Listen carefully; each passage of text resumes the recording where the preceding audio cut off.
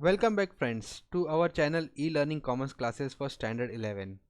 I hope आपने हमारा पहले वाला चैप्टर का कॉम्प्रिहेंसिव सम से पहले वाला जो थ्योरी था वो देख लिया होगा, ताकि आज मैं आपको जो प्रैक्टिकल बताऊं वो आपके समझ में एकदम आसानी से आ जाए। पिछले इसमें हमने देखा था कि हम एसेट क्लासिफाई कैसे कर सकते हैं। एसेट लायबिलिटी बैलेंस शीट के हेड, प्रॉफिट एंड लॉस में इनकम एंड एक्सपेंडिचर का हेड, और उसमें आने और एक कैपिटल का अकाउंट जो हम लाइबिलिटी साइड लिखते हैं।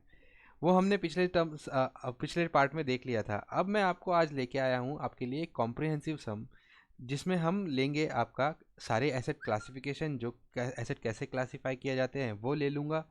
उसके बाद मैं आपको एक एक एंट्रीज बताऊंगा आपको कि कौन सी एंट्री कैसे की जाती है प्रैक्टिकल टर्म्स में, और उसका इफेक्ट किस तरह से दिया जाता है, और कौन से अकाउंट को वो हिट होता है उसके बारे में जानकारी दूंगा।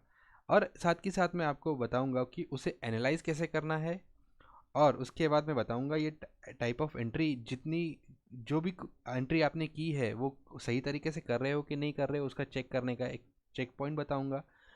और दोस्तों, मैंने इस सम में आज ऐसे सारे टाइप ऑफ एंट्रीज ले ली है जो आपके नॉर्मल यूज़ में आने वाले हैं आपके एग्ज़ाम के पॉइंट ऑफ व्यू से। तो ये सब कवर करने के बाद आई डोंट थिंक कि आपके पास कोई ऐसा क्वेश्चन रह जाएगा जो आपके लिए अनआंसर्ड रह जाए, और इसके बाद आप अपने टेक्स्ट बुक के सारे सम सॉल्व भी कर पाओगे। और उसके बाद एक एक्टिविटी 4 जो है वो मैं आपके लिए लेके आऊँगा, ताकि आप चेक कर सको कि उसका आंसर आपने सही लिखा है या नहीं। तो चलिए दोस्तों, आगे बढ़ते हैं और लिखते हैं पहला क्वेश्चन, जिसमें मैंने सारे क्वेश्चंस कवर किए हैं। पहला है, Rohit started business with the cash rupees 50,000। अब रोहित ने कैश लाई है 50,000 की, तो इसकी अगर जर्नल एंट्री देखी जाए तो क्या होगा। कैश क्या है, हमारा रियल अकाउंट है, तो कैश कम्स इन, तो डेबिट वर्ड कम्स इन, तो कैश अकाउंट डेबिट। और रोहित का कैपिटल है, तो कौन है, वो गिवर है कैपिटल, तो कैपिटल को क्रेडिट। तो अब इसका इफेक्ट देखता हूँ। पहला इफेक्ट देखिए, Rohit started with the business cash 50,000। अभी कैश आपकी एसेट होती है। जैसे ही बिजनेस में कैश आई तो आपका कैश बढ़ गया, तो क्या बढ़ गया, आपका एसेट बढ़ गया। तो हमने एसेट साइड को ऐड कर दिया, और हमने देखा किसने लाया, रोहित ने लाया, तो रोहित का अकाउंट जो कि कैपिटल की तरफ से लिखा जाता है बैलेंस शीट में, उसे ऐड कर दिया। तो आप नीचे देखोगे उसका बैलेंस, तो दोनों का बैलेंस है 50-50, 50,000 50,000, यानी आपकी liability plus capital is always equal to asset. ये हमने पिछले पार्ट में देखा था। तो इसमें मैं आपको हर एक एंट्री कैसे प्रूव होती है वो भी दिखाते जाऊंगा। तो इसमें आपने देखा 50,000 एसेट साइड लिखा, 50,000 अपन ने कैपिटल साइड लिखा। तो लाइबिलिटी जीरो है, capital 50,000, 50,000 plus zero is equal to 50,000, and that is equal to asset 50,000। ये था हमारा फर्स्ट एंट्री। अब मैं दिखाता हूँ दूसरा एंट्री। दूसरा क्या है, purchase good from Mahi on credit rupees 10,000। आपने क्या किया है, अपना बिजनेस स्टार्ट किया तो आपने माही से 10,000 रुपये के गुड्स लेके आए आपके बिजनेस के लिए। और कैसे लाया आपने, क्रेडिट पे, यानी आपने उसे बोला भाई अभी तो पैसे नहीं दूंगा, मैं बाद में पैसे दूंगा। तो आपके लिए माही कौन हो गया, क्रेडिटर हो गया। और गुड्स आपके बुक्स में आया, जब तक आप वो गुड्स सेल नहीं करते हो वो आपका स्टॉक है। और हमने अपने पिछले पार्ट में देखा था स्टॉक क्या है, हमारा एसेट है। जब तक वो सेल नहीं होता तब तक वो हमारी प्रॉपर्टी है, और उसे हम अपने एसेट साइड लिखते हैं। चलिए मैं दिखाता हूँ आपकी उसकी जर्नल एंट्री कैसे होती है। पहले जर्नल एंट्री में हम क्या लेंगे, परचेज गुड्स अंदर आई बिजनेस में, और P&L में वो कहाँ होता है, डेबिट साइड जाता है। तो purchase goods account debit to, कौन देने वाला है, माही, टू क्रेडिटर यानी माही। माही का नाम इसलिए लेंगे क्योंकि हमने बुक उसे पैसे नहीं दिए, हमने क्रेडिट पे लाया है। अब देखिए उसकी इफेक्ट कैसे है। 10,000 एसेट साइड, क्यों, क्योंकि आपने अभी तक माल सेल नहीं किया है, वो आपके स्टॉक में है, और स्टॉक हमारा एसेट साइड में भी लिखा जाता है, और at the same time credit side of profit and loss account में लिखा जाता है। उसका इफेक्ट में कैसे होता है वो आगे वाले आप सम में हम देखेंगे, लेकिन अभी के लिए बस इतना जान लीजिए कि वो क्रेडिट साइड में आपके प्रॉफिट एंड लॉस में लिखा जाता है जब तक वो सेल नहीं होता। और उसकी दूसरी इफेक्ट एसेट साइड में आती है एज अ स्टॉक, क्योंकि उसकी हम ऐसी एंट्री पास नहीं करते, हम जो क्लोजिंग बैलेंस है उसका दो इफेक्ट अपने बुक्स में देते हैं। तो एसेट 50,000 10,000 ऐड हो गई, और क्रेडिटर बढ़ गए हमारा, क्योंकि माही से हमने उधार पे लाया है तो हमारी लाइबिलिटी भी उतनी 10,000 से बढ़ गई। तो आप देख सकते हो 50,000 plus 10,000 is equal to 60,000। Asset side आपकी टोटल कितनी हो गई? 60,000। और लाइबिलिटी प्लस कैपिटल, यानी 50,000 आपका कैपिटल था प्लस 10,000 का लाइबिलिटी जो क्रेडिटर आपके माही के नाम पे बन गया, तो 50,000 प्लस 10,000 इज इक्वल टू 60,000। जो हमने ऊपर वाला फॉर्मूला लिखा है येलो कलर में, वो मैच हो रहा है, यानी आप सही रास्ते पे जा रहे हो। तो बढ़ते हैं हम अब थर्ड एंट्री की तरफ। Sold goods to Kohli on credit 20,000। आपका दोस्त है कोहली, उसको आपने 20,000 का माल दे दिया। 10,000 तो हमने पिछले बार माही से खरीदा था, और समझ लीजिए आपका ऑलरेडी ओपनिंग स्टॉक होगा कुछ, उसमें से आपने उसे 20,000 का माल उसे दे दिया। लेकिन आपने इस पर प्रॉफिट नहीं कमाया। आपने, आपका दोस्त था कोहली, उसको आपने नो प्रॉफिट नो लॉस में आपने ये उसे 20,000 रुपये की वस्तु दे दी। लेकिन आपने क्या बोला उसे कि भाई ठीक है, आज तो ले जा रहा है पैसे, आज नहीं दे रहा है, थोड़े दिन बाद दे देना। तो आप क्या करोगे? आपका अभी कोहली कौन हो गया? डेटर हो गया ना, क्योंकि उससे पैसे आने हैं हमें, तो वो हमारे डेटर के इसमें एंट्री हो जाएगा। और क्रेडिट पे माल गया है, यानी क्या हुआ? आपके बुक से बाहर गया है गुड्स, यानी सेल हुआ है। और सेल का इफेक्ट क्या होता है आपकी क्रेडिट साइड में, और credit side of profit and loss. तो आपका सेल तो बढ़ जाएगा और स्टॉक कम हो जाएगा। चलिए उसका इफेक्ट दिखाता हूं मैं कैसे होता है। हमने देखा था स्टॉक हमारे बैलेंस शीट में रहता है जब तक हम सेल नहीं करते। तो अभी 20,000 का माल गया है आपके बुक से, तो आपका स्टॉक कम हुआ, यानी आपने 20,000 रुपये माइनस कर दिया। लेकिन आपको रिसीवेबल है कोहली से 20,000 रुपये, यानी आपका डेटर है कोहली 20,000 रुपये के लिए। तो आपने क्या किया? ये दोनों इफेक्ट आपके एसेट साइड में ही आएंगे, क्योंकि आपकी एसेट बाहर जा रही है और उस एसेट के एवज में आपकी एक नई एसेट बन रही है जो कि सन्ड्री डेटर के तौर पे बन रही है। अब देखिए ये इसका इफेक्ट आप मैथमेटिकल टर्म में लोगे तो 20,000 माइनस 20,000 प्लस, यानी एड लेस करने के बाद इफेक्ट उतना ही रहेगा जो 60,000 हमारा बैलेंस था। और इधर का इफेक्ट में तो हमारे कुछ भी चेंज नहीं हुआ। लाइबिलिटी में 10,000 एज इट इज़ है, और कैपिटल 50,000 एज इट इज़ है, यानी 50 प्लस 10,000 इक्वल टू 60,000 हमारा फॉर्मूला इंटैक्ट है। अब मैं दिखाता हूँ आपको इसकी आगे वाली एंट्री। आगे वाली एंट्री क्या कहती है? Received dividend of ₹500। मैंने आपको बताया था अगर आप कोई कंपनी के शेयर लेते हो और कंपनी जब अच्छा प्रॉफिट बनाती है तो आपको शेयर्स दे देती है, शेयर्स के एवज में डिविडेंड देती है अपने मुनाफे का एक हिस्सा बोल के। तो आपको भी कुछ डिविडेंड मिल गया है, तो उसका इफेक्ट पहले कैसा होगा? अब डिविडेंड आया है, यानी आपके इनकम आया है, पैसा आया है, तो आपका कैश बढ़ गया है उस अमाउंट से। और ये डिविडेंड हमने देखा था कि प्रॉफिट एंड लॉस में हम उसे क्रेडिट करते हैं। तो इसका इफेक्ट कैसे होता है मैं बताता हूं आपको।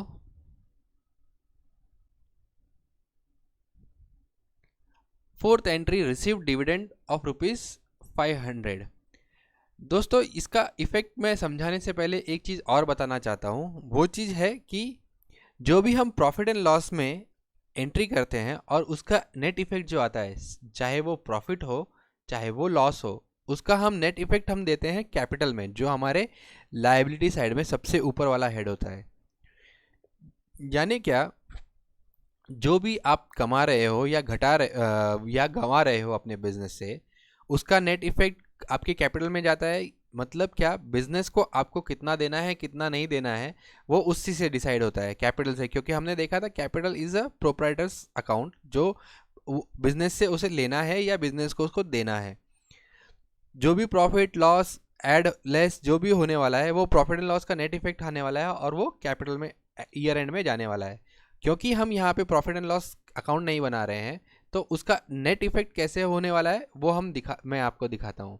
डिविडेंड आई है 500 रुपये की, तो ये इसका एंट्री कैसा होगा कि डिविडेंड आपका क्रेडिट होगा, और डिविडेंड क्रेडिट होगा यानी पीएनएल में आपके क्रेडिट में साइड पे पड़ेगा। और कैश आई है तो cash account debit to dividend, इसकी जर्नल एंट्री तो इस तरह से हो गई।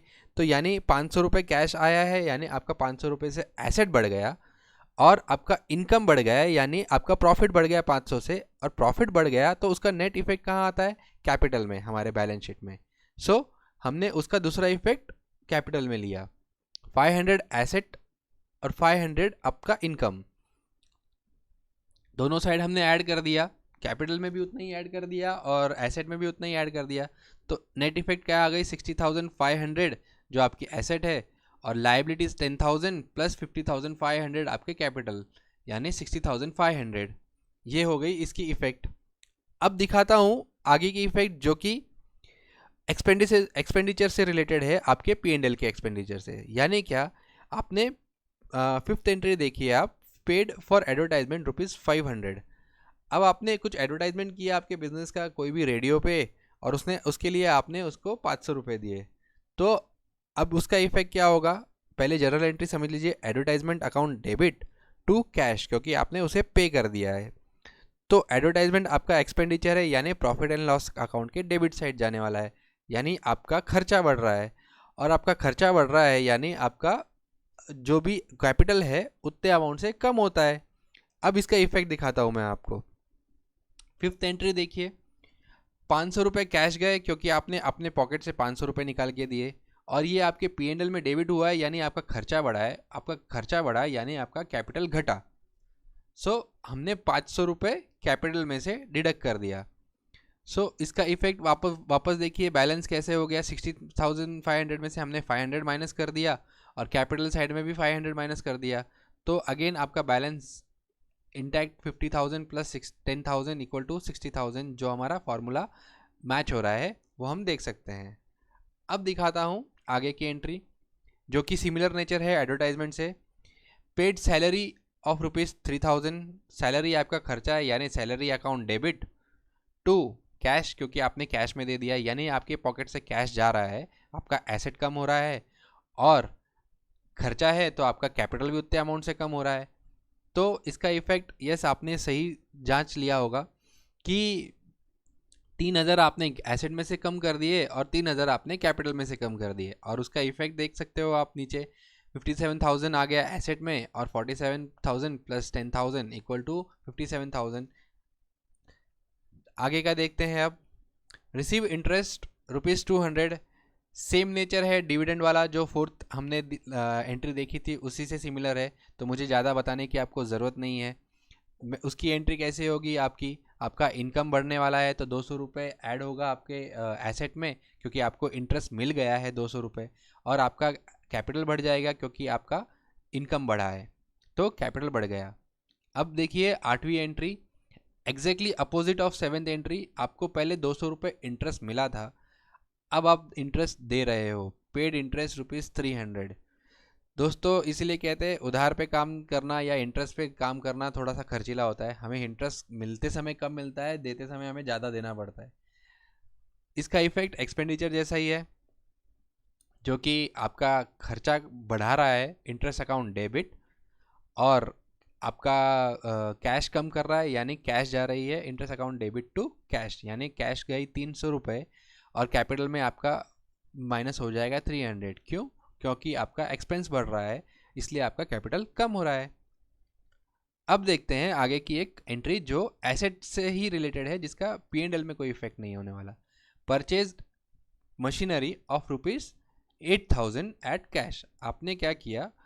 एक मशीनरी आपके बिजनेस के लिए लाई है, वो 8,000 में लाई है और कैश दे के लाई है। देखिए अभी मशीनरी आपका एसेट का हेड है, और मशीनरी आपका एसेट का हेड होने की वजह से आपका मशीनरी बढ़ रहा है, यानी एसेट बढ़ रहा है, और एट द सेम टाइम आपका एसेट घट रहा है 8,000 से, क्योंकि आपने कैश दी उसके जगह। तो देखते हैं उसका मैथमेटिकल इफेक्ट कैसे आता है। नाइन्थ एंट्री देखिए, परचेज मशीनरी फॉर 8,000, यानी आपकी मशीनरी एसेट तो ऐड हो गई आपके बुक्स में, लेकिन उतने ही अमाउंट का आपके बुक से कैश चला गया। तो हमने एसेट में 8,000 ऐड भी कर दिया, और कैश गई उसके लिए 8,000 माइनस भी कर दिया। तो बैलेंस बच गया 56,900, जो कि आपके लाइबिलिटी प्लस कैपिटल से मैच होती है, 10,000 प्लस 46,900। अब देखते हैं 10th entry, purchase car on credit from Honda company at 30,000। आपने अब बोला कि अब चलो अब थोड़ा पैसा जम गया है तो एक कार ले लेते हैं। तो कार आप लेके आए होंडा की 30,000 रुपये में। 30,000 मैं सिर्फ एग्जाम्पल के तौर पे ले रहा हूँ, आप भी जानते हो 30,000 में तो उसका इंश्योरेंस भी नहीं आता। सिर्फ एग्जाम्पलरी पॉइंट ऑफ व्यू से आपको समझने में आसानी हो इसलिए अमाउंट हमने छोटी छोटी रखी है। चलिए देखते हैं इसका इफेक्ट कैसे आता है। सिंस आपने वो क्रेडिट में लाया है तो आपका लाइबिलिटी बढ़ गया है 30,000 से, और आपके घर पे एक कार आई है या आपके बिजनेस में एक कार आई है, यानी आपके एसेट बढ़ गई है। हमने क्या देखा था, कार भी आपकी एसेट है। सो एसेट में ऐड हुआ 30,000 और आपकी लाइबिलिटी यानी आपका पेएबल अमाउंट बढ़ गया 30,000 से। तो हमने एसेट में 30,000, लाइबिलिटी में 30,000, दोनों जगह ऐड कर दिया और आप देखोगे कि आपका जो ऊपर का फॉर्मूला है वो वापस मैच होता है। 86,900 is equal to 40,000 plus 46,900। So we are going on a right track. अब दिखाता हूँ मैं आगे की एंट्री, वो क्या है।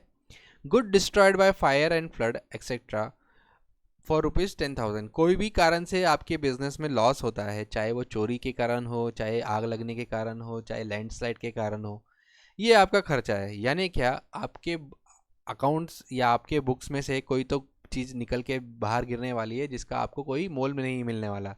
तो ये आने आपका खर्चा होने की वजह से क्या होता है, आपका कैपिटल कम कर देता है और एट द सेम टाइम आपके एसेट जा रही है यानी आपका एसेट भी कम कर देता है। सोचिए कैसा होगा उसका इफेक्ट, मैं दिखा ही रहा हूँ आपको। यस, अब देखिए इसका इफेक्ट कैसे जाता है। Good destroyed by fire 11th entry, मैंने आपको बताई आपके बुक से एसेट चली गई यानी स्टॉक कम हो गया। तो 1,000 रुपये का स्टॉक हमने अपने एसेट से माइनस कर दिया, और क्योंकि ये आपका खर्चा है या आपका लॉस है तो ये P&L में डेबिट होता है। हमने देखा था ऑल नॉमिनल अकाउंट का हेड क्या कहता है कि भाई all expenses and losses is debited. So good loss by fire और flood is account debited to goods जो आपके अकाउंट से चले गई, उसका जर्नल एंट्री इस तरह से हो रहा है। सो एसेट में से 1,000 माइनस, कैपिटल में से 1,000 माइनस, और उसका बैलेंस देखिए 85,900 इज इक्वल टू 40,000 प्लस 45,900। अब दिखाता हूँ आगे की entry. Depreciation to machinery 800 and depreciation to car 3,000। इसका मैं दोनों का 12th एंड 13th का एंट्री का एक ही साथ में इफेक्ट बताना चाहूँगा आपको, इसलिए मैंने दोनों एक साथ रीड किया है।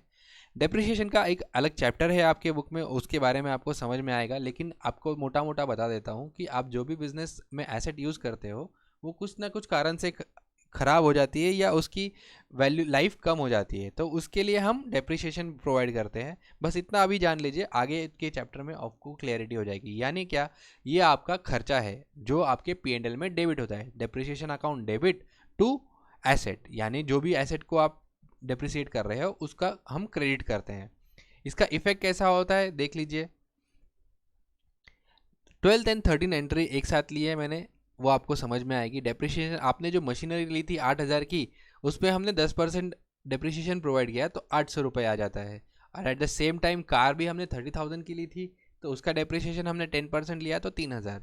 यानी क्या, P&L में आपका एसेट कितने अमाउंट से कम होता है, मैंने आपको बताया एसेट की अमाउंट हम इसे रीड करते हैं, और एसेट हमारे डेप्रिसिएशन जितना भी हम जिस एसेट को देते जाते हैं वो उतने अमाउंट से कम होते जाता है।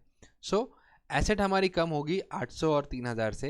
एट द सेम टाइम आपका P&L का खर्चा होने की वजह से आपका कैपिटल भी कम होगा। तो कैपिटल कम होगा तो हम क्या करते हैं, कैपिटल में से माइनस करते हैं। तो 800 और 3,000 ये दोनों माइनस करने के बाद आप इफेक्ट देख सकते हो। 82,100 आपका एसेट है जो कि आपके कैपिटल प्लस लाइबिलिटी से 100% मैच होता है। जो हमारा फॉर्मूला है, it is going on a right track. चलो देखते हैं आगे की एंट्री। 14th एंट्री है हमारी, additional capital bought by Rohit 70,000। अब और रोहित को लगता है कि यार जितना हमने कैपिटल लाया था इनिशियली उतना हमारे बिजनेस के लिए पुर नहीं रहा है, तो हमें और थोड़े से पैसे लाने पड़ेंगे ताकि हम अपना बिजनेस सक्सेसफुली रन कर सके और स्मूथली रन कर सके। तो उसने 70,000 रुपये और अपने बिजनेस में डाले। तो बिजनेस में डाले यानी क्या किया, उसने कैपिटल इंट्रोड्यूस किया। तो सोचिए क्या होगा इसका इफेक्ट, मतलब क्या, हमारा कैपिटल बढ़ रहा है और कैश आ रही है। तो दिखाने से पहले ही बता देता हूँ कि कैपिटल में ऐड होगा प्लस एसेट में ऐड होगा। चलिए दिखाता हूँ इफेक्ट कैसे जाता है, देखते हैं। Additional capital bought by Rohit 70,000। देखिए मैंने जैसे बताया आपको, आपका कैश बढ़ गया 70,000 से, और कैपिटल उसने लाया है तो आपको कैपिटल भी इंक्रीज करना है 70,000 से। और ये करने के बाद जो हमारा बैलेंस बचता है एसेट में, वो हमारे लाइबिलिटी और कैपिटल से मैच हो रहा है। अब मैं आगे की एंट्री दिखाता हूँ जो थोड़ी सी ट्रिकी है।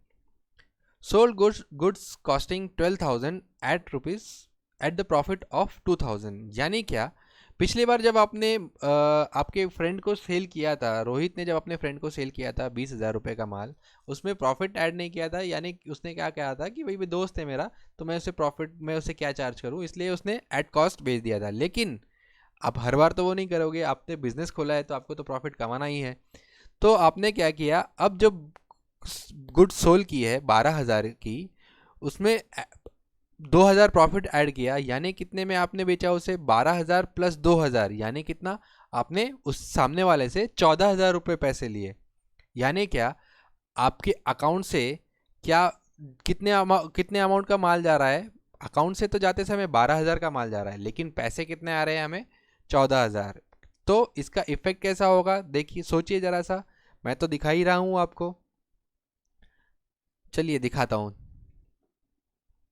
अब देखिए 15 एंट्री, जो गुड सोल आपने की वो 12,000 रुपये की आपके माल गया, लेकिन आपको पैसे कितने आए, 14,000। यानी कैश कितनी आई, 14,000, और गुड्स कितने का गया, मतलब एसेट कितने का गई, 12,000। ये करने के बाद हमें इफेक्ट तो मैच होगा नहीं, लेकिन 2,000 का अब हमारा प्रॉफिट है। तो प्रॉफिट कहाँ पे जाता है, हमारे पीएनएल के क्रेडिट को, तो उसका नेट इफेक्ट कहाँ आता है, कैपिटल में। यानी क्या करना होगा हमें, कैपिटल को 2,000 से बढ़ाना पड़ेगा। यानी जितनी भी प्रॉफिट ऐड होती है हमारी, वो हम कैपिटल में ऐड करते हैं। सो हमने 2,000 का जो इफेक्ट है, 14,000 माइनस 12,000, 2,000 जो प्रॉफिट है वो हमने कैपिटल में ऐड किया। और इधर हमने 12,000 जो सेल किया वो माइनस किया एसेट में से, और कैश जो अंदर आई 14,000 उसे ऐड किया 14,000। तो अब बैलेंस देखिए, 1,54,100 जो एसेट है आपकी, वो आपके लाइबिलिटी और कैपिटल्स को ऐड करने के बाद उतनी ही आने वाली है। सो आई होप यहाँ तक आपको क्लियर है। अब मैं दिखाता हूँ और आगे की एंट्री, जो कि है 16 entry, withdrew cash, withdrew 55,000 for personal use. अब थोड़े बिजनेस होने के बाद आपने सोचा चलो थोड़ा सा पैसा अपने घर के लिए निकाल लूँ, तो क्या किया आपने, कैश निकाल ली 5,000 रुपये। अब कैश निकाली 5,000 बिजनेस में से, किसने निकाली, प्रोपराइटर ने। जब प्रोपराइटर कैश निकालता है तो वो कौन से अकाउंट को हिट होता है, कैपिटल को। कैपिटल कम किया उसने, अपना खुद का कैपिटल कम किया। यानी क्या किया, कैपिटल में से 5,000 रुपये निकाला और बिजनेस में से कैश लेके गया, यानी आपका कैश भी कम हो गया 5,000 से।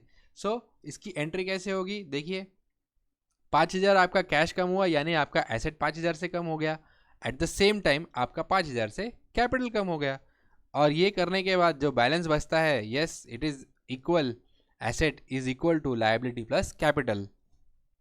ओके फ्रेंड्स, चलिए थोड़ी सी एंट्रीज बच गई है और बता देता हूँ फटाफट। 17th एंट्री, जो कि है deposit ₹7,500 in bank of Maharashtra. आपका बिजनेस का अकाउंट बैंक ऑफ महाराष्ट्र में आपने खोल रखा है, और आप सोचते हो चलो अब पैसा थोड़ा कैश कितना हाथ में रखूँ, थोड़ा सा कैश है ना, अपना बिजनेस का बैंक में डाल देता हूँ ताकि सेफ रहेगा हमारा। तो आपने क्या किया, 7,500 रुपये बैंक में डाल दिए। तो बैंक में डालने के बाद क्या हुआ, आपका एसेट बैंक बैलेंस बढ़ गया, तो ऐड हुआ आपका बैंक बैलेंस, यानी एसेट बढ़ गया। और एट द सेम टाइम आपके हाथ की कैश कम हुई, यानी आपका उतना ही एसेट कम हुआ। तो इसका इफेक्ट कैसा होगा, देखिए मैं दिखाता हूं आपको। 17 नंबर की एंट्री, 7,500 रुपये जो आपने कैश कम की, अपने पॉकेट से कैश निकाला और उतना अमाउंट आपकी कम हो गई, लेकिन आपने कहाँ डिपॉजिट किया, आपके खुद के ही बैंक अकाउंट में, यानी आपका बैंक बैलेंस बढ़ गया। बैंक बैलेंस भी हमने देखा था, बैलेंस शीट में हम एसेट साइड लिखते हैं, तो दोनों इफेक्ट एसेट को ही जा रही है, इसलिए माइनस भी हम एसेट को कर रहे हैं और ऐड भी हम एसेट को कर रहे हैं, और उसका नेट इफेक्ट इक्वल रह रहा है। और हमारा जो बैलेंस है asset equal to liability plus capital, वो इंटैक्ट रह रहा है। अब दिखाता हूँ थोड़ी अलग टाइप की entry. Given loan to Veeru ₹3,500। आपका एक दोस्त है वीरू, जिसको 3,000 रुपये 3,500 रुपये लग रहे थे, तो वो आपके पास आया कि भाई 10 दिन के लिए मुझे लोन दे दे भाई। तो आपने उसे क्या किया, लोन दिया। अब लोन दिया यानी क्या, आपने उसे पैसे दिए तो आपके अकाउंट से क्या गया, पैसा गया, यानी आपका एसेट कम हुआ। एट द सेम टाइम आपने उसे लोन दिया है, तो लोन, आपने दिया हुआ लोन आपका एसेट है, क्योंकि आपको वो पैसे मिलने वाले हैं, तो आप क्या करोगे, उसे एसेट में ही ऐड करोगे। देखिए इसका mathematical effect. Again same entry, more or less same entry ऊपर जैसी है कि आपके अकाउंट से पैसे गए यानी कैश गया, तो आपका एसेट आपने कम कर दिया। लेकिन आपने loan and advances to the friend किया, जो कि आपके एसेट साइड में दिखने वाली है, क्योंकि आपको वो पैसे मिलने वाले हैं। तो आपने अपना एसेट भी उतना ही अमाउंट से ऐड कर दिया, और उसका नेट इफेक्ट भले जीरो हो, लेकिन हमें ये करना बहुत ज़रूरी है ताकि हमारा हिसाब क्लियर रहे कि किससे पैसे कितने आने हैं और किसको कितने देने हैं। इसलिए हमें लिखना ज़रूरी है, भले इफेक्ट उसका नेट जीरो क्यों ना हो जाए। तो बैलेंस क्या बचता है, सेम 1,49,100, जो इक्वल है आपके कैपिटल प्लस लायबिलिटी से। अब दिखाता हूँ आगे की एंट्री, जो कि मोरलेस पीछे जैसी ही है। परचेज स्टेशनरी ऑफ ₹500, जो हमने P&L एक्सपेंडिचर वाले हेड देखे थे, वैसी ही एंट्री है। तो आपने बिजनेस के लिए खर्चा किया, तो आपका कैपिटल कम होता है, और आपका खर्चा कैश में किया, उसकी वजह से आपकी एसेट कम होती है। तो उसका इफेक्ट देखते हैं। इस सीट की लास्ट एंट्री देखिए, 600 रुपये आपने कैश दिया, और कैपिटल में से आपका खर्चा होने की वजह से आपने उसे कैपिटल से माइनस कर दिया, और आपका balance is going in a right direction.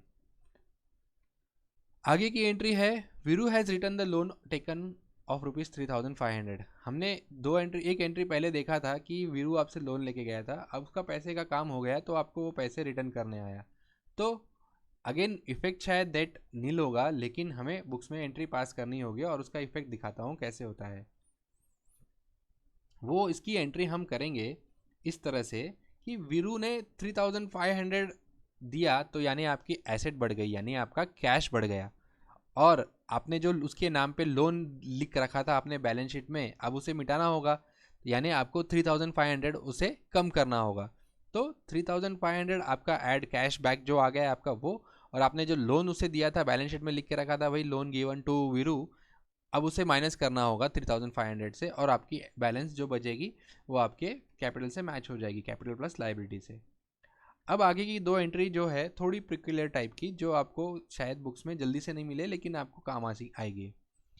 Rent payable for the year ₹2,500।